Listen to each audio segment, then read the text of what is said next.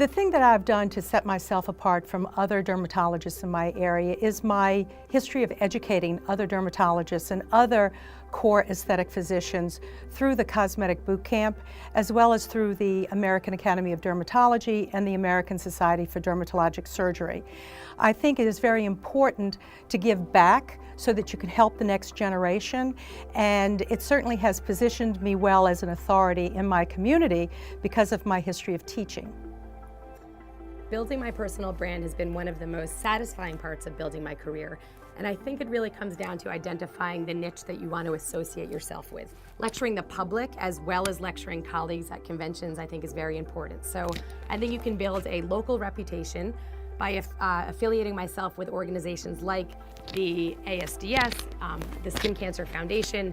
You start to build your experience, your reputation, and then it goes from there.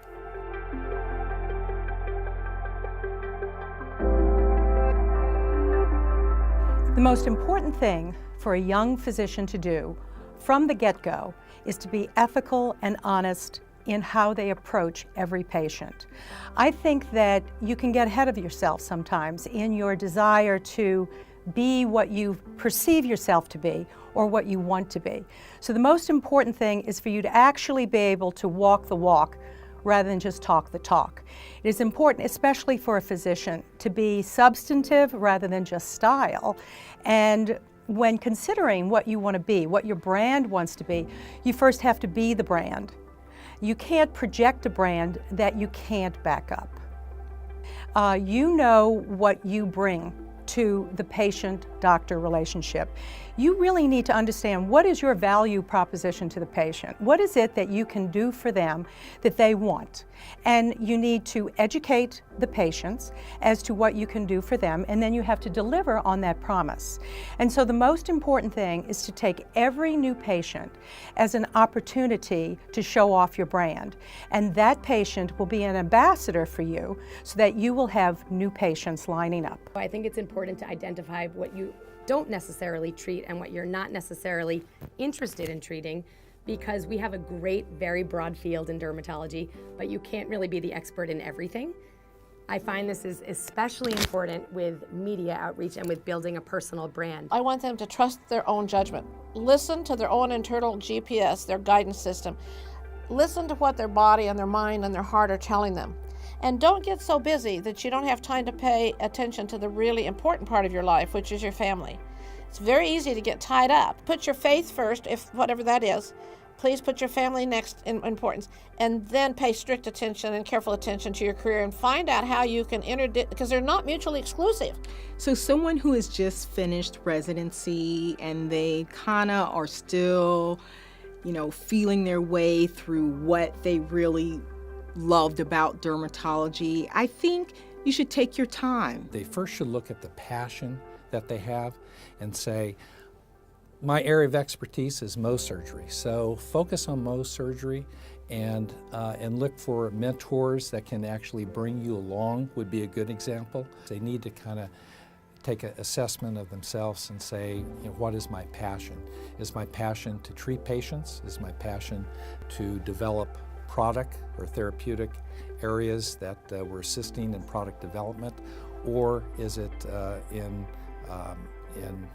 academic or private practice, and then focus in that area. Once you're establishing a practice, you need to reach out and you need to let people know that you're there. And you can do it a lot of different ways through social media. You can do it a lot of ways through a press release by letting people know that you're actually there, you're on the map. I think the most important thing is to, from what I've seen, is people opening up their office, opening up the kind of things that they do to let people in the community know what they have to offer and to bring them in.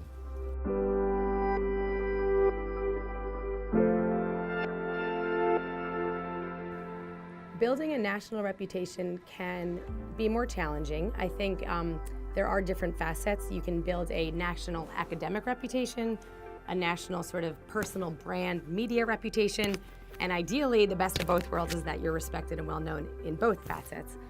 You have to go to booths and speak to people. You have to, whether it's the American Academy of Dermatology meeting, Women's Derm, ASDS, the American Laser Society, you have to submit abstracts. You just have to make yourself available. Is you just kind of get out front on something. If you have an idea or a thought, be creative about how you want to do it. How can I go about it? Ask for advice from people who have done it. Get a mentor. Don't say, oh, I don't want to do that. I'll look silly. That's ridiculous. Go for it. You'll never look silly by asking questions and trying something new and different.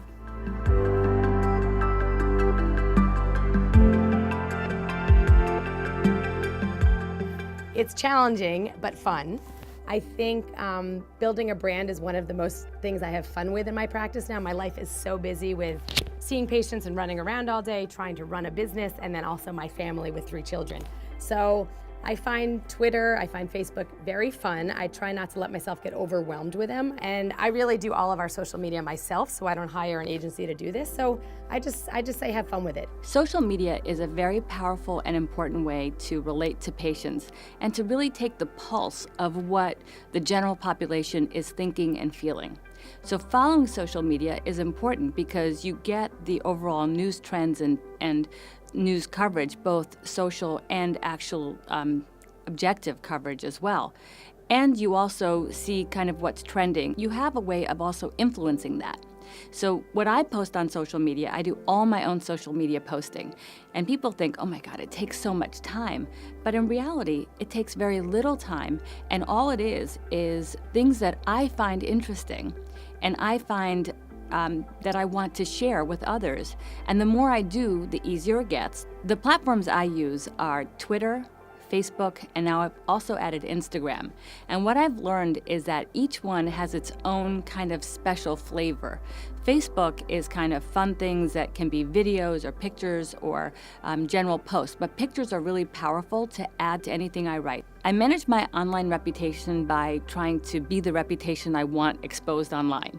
And sometimes you don't have control. Somebody will write something about you that may not be as representative of who you think you are.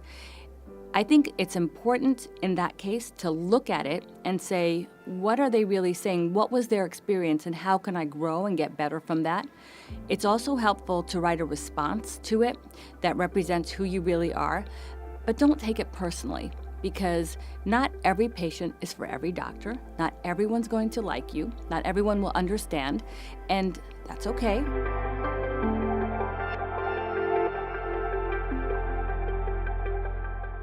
But I think it's easier to become an expert in 1 or 2 areas, perhaps 3 in the beginning, so that you can read more, know more, and then teach and synthesize the topic for others. So I don't limit myself. I don't limit myself at all. Like I said, dermatology is always evolving, and there are new things to come around that you may have an interest in. You want to learn it, and your interest may change along the way.